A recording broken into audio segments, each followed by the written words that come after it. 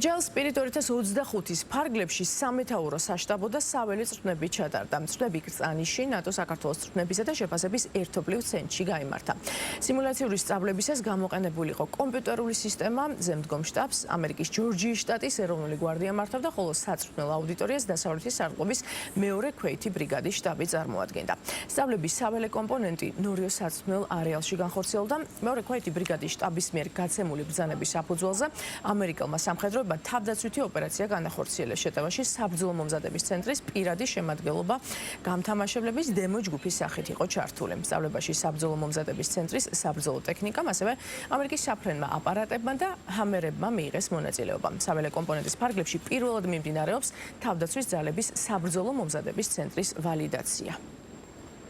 სწავლება მიმდინარეობს წვრთნებისა და სამხედრო განათლების სარდლობის სხვადასხვა დაქვემდებარებული ქვედანაყოფების ლოკაციებზე. სწავლებაში გვაქვს ორი ძირითადი კომპონენტი. სწავლების განმავლობაში ჩამობრძანებულები არიან ევროპაში მყოფი მე-7 არმიის საწვრთნელი სარდლობის წარმომადგენლები, რომლებიც ახორციელებენ JTEC-ის შესაძლებლობების დაკვირვებას და საბრძოლო მომზადების ცენტრის შესაძლებლობებს. ჩვენს დაქვემდებარებაში არის მოპასუხე ელემენტები, რომლებიც არიან ქართული ქვედანაყოფები და ასევე ამერიკული 191 ბატალიონი, რომელიც არის live კომპონენტი, რომელიც ახორციელებს ოპერაციებს და ექვემდებარება ბრიგადის შტაბს, ახორციელებს ოპერაციებს ნორიოს მიმდებარე ტერიტორიაზე.